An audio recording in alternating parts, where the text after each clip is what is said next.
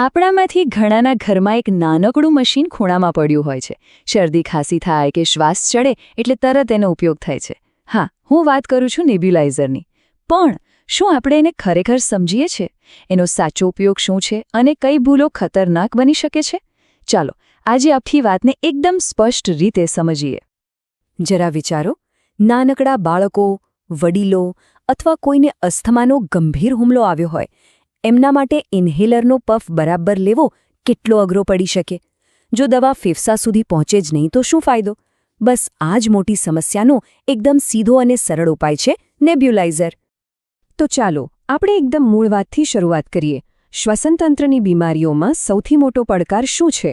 એ છે દવાને યોગ્ય જગ્યાએ પહોંચાડવાનો, એટલે કે ફેફસાના છેક અંદરના ભાગ સુધી જ્યાં એની સૌથી વધુ જરૂર હોય છે. એકદમ સરળ ભાષામાં કહું તો નેબ્યુલાઇઝર એક જાદુઈ મશીન જેવું કામ કરે છે. એ શું કરે? એ પ્રવાહી દવાની એકદમ ઝીણી ધુમ્મસ જેવી વરાળ બનાવી દે છે. આનાથી ફાયદો એ થાય કે દરેક શ્વાસ સાથે દવા સીધી ત્યાં પહોંચે જ્યાં એની અસર થવાની છે, એટલે કે ફેફસાની અંદર. આ ચિત્ર જુઓ, કંઈક જાણીતું લાગ્યું ને? બસ આ જ છે એ મશીન. એક કમ્પ્રેસર જે હવા ફેંકે છે, એની સાથે જોડાયેલી એક પાઇપ, દવાનો એક નાનકડો કપ અને ચહેરા પર લગાવવાનો માસ્ક અથવા માઉથપીસ. મોટાભાગના ઘરોમાં આપણને આ જ પ્રકારનું નેબ્યુલાઇઝર જોવા મળે છે. અને આ જ તો એની સૌથી મોટી ખૂબી છે. કોઈ ખાસ ટેકનિક વાપરવાની નથી, કોઈ મહેનત કરવાની નથી, બસ આરામથી બેસીને સામાન્ય રીતે શ્વાસ લેવાનો છે. દવા આપોઆપ અંદર જતી રહેશે. એટલે જ તો બાળકો હોય કે ગંભીર રીતે બીમાર વ્યક્તિઓ, એમના માટે આ ટેકનોલોજી એક આશીર્વાદ સમાન છે. પણ એક મિનિટ, શું બજારમાં મળતા બધા નેબ્યુલાઇઝર એક સરખા હોય છે? જવાબ છે ના, બિલકુલ નહીં. ટેકનોલોજીના આધારે એના મુખ્ય 3 પ્રકાર છે. ચાલો જરા સમજીએ કે આ ત્રણેયમાં શું ફરક છે અને કયું કોના માટે વધારે યોગ્ય હોઈ શકે. આ તફાવત સમજવો બહુ રસપ્રદ છે. જો જેટ નેબ્યુલાઇઝર સૌથી જૂના અને જાણીતા છે. એ થોડો અવાજ કરે છે પણ એકદમ મજબૂત અને ભરોસાપાત્ર હોય છે. પછી આવે છે અલ્ટ્રાસોનિક. આ શાંત અને ઝડપી છે, પણ એની એક મર્યાદા છે. એ અમુક દવાઓને ગરમ કરીને એની અસર ઓછી કરી શકે છે. અને સૌથી આધુનિક છે મેશ ટેકનોલોજી.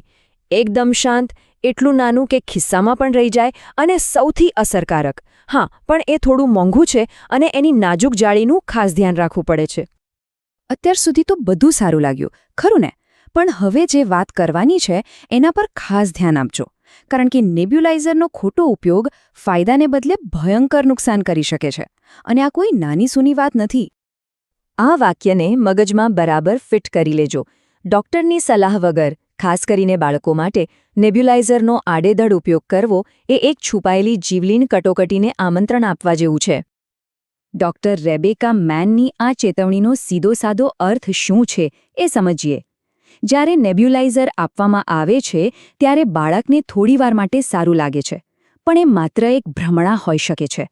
શક્ય છે કે અંદરથી અસ્થમાનો હુમલો વધુ ગંભીર બની રહ્યો હોય અને આ કામચલાઉ રાહતને કારણે હોસ્પિટલ પહોંચવામાં જે મોડું થાય એ જીવલેણ સાબિત થઈ શકે છે. તો નિયમ એકદમ સાફ અને સીધો છે. આ ચેતવણી ખાસ કરીને 18 વર્ષથી ઓછી ઉંમરના અસ્થમાના દર્દીઓ માટે છે. નેબ્યુલાઇઝર એ રોજિંદા ઉપયોગ માટેનું સાધન નથી, એ ગંભીર ઇમરજન્સી માટેનું સાધન છે. અને શ્વસનતંત્રના નિષ્ણાંત ડૉક્ટરની સલાહ વગર ઘરે બાળકોના અસ્થમા માટે નેબ્યુલાઇઝર ખરીદવું કે વાપરવું એ બહુ મોટી ભૂલ છે. તો આટલી બધી ચેતવણી પછી સવાલ એ થાય કે જો ડૉક્ટરે જ વાપરવાની સલાહ આપી હોય તો શું કરવું? તો પછી તેને એકદમ સાચી અને સુરક્ષિત રીતે વાપરવું ખૂબ જ જરૂરી બની જાય છે. ચાલો એની સાચી રીત કઈ છે એ જોઈએ. આ પગલાં બરાબર અનુસરવા ખૂબ જરૂરી છે. સૌથી પહેલાં હાથની સ્વચ્છતા, પછી દવાનો સાચો ડોલ કપમાં નાખવાનો. માસ્ક ચહેરા પર એકદમ ફિટ થવો જોઈએ, જેથી દવા બહાર હવામાં ન ઉડી જાય. અને જ્યાં સુધી વરાળ આવતી બંધ ન થાય ત્યાં સુધી શાંતિથી સામાન્ય રીતે શ્વાસ લો. અને હા, સૌથી અગત્યનું, જો દવામાં સ્ટીરોઇડ હોય તો છેલ્લે પાણીથી કોગળા કરવાનું બિલકુલ ભૂલતા નહીં, જેથી મોઢામાં કોઈ ઇન્ફેક્શન ન થાય. અને હા, સફાઈ.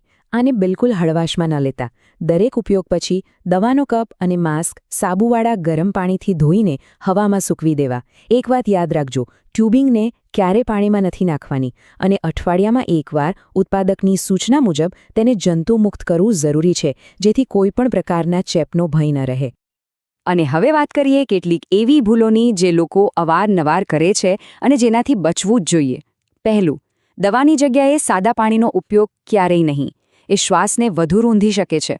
બીજું, સૂતી વખતે ઉપયોગ ન કરવો કારણ કે છીછરા શ્વાસને કારણે દવા ફેફસા સુધી પહોંચશે જ નહીં.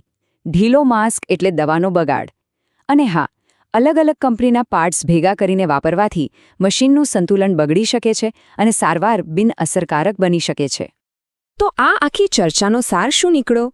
એક જ વાક્યમાં કહું તો, નેબ્યુલાઇઝર એ એક ગંભીર તબીબી ઉપકરણ છે, કોઈ ઇલેક્ટ્રોનિક ગેજેટ કે રમકડું નથી.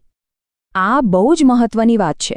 ઓનલાઈન ભલે તે ગમે ત્યાંથી મળી જતું હોય, પણ અમેરિકાની FDA જેવી મોટી સંસ્થાઓ તેને એક પ્રિસ્ક્રિપ્શન મેડિકલ ડિવાઇસ માને છે, જેનો સીધો અર્થ છે કે તેને ડૉક્ટરની સલાહ અને દેખરેખ વગર વાપરવું જોઈએ જ નહીં.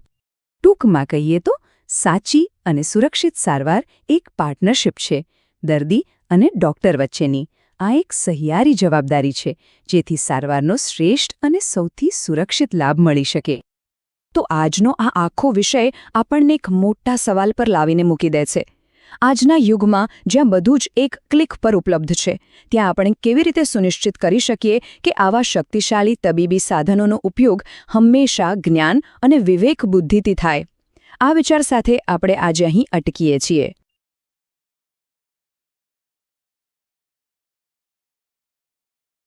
Hi there, forest friend.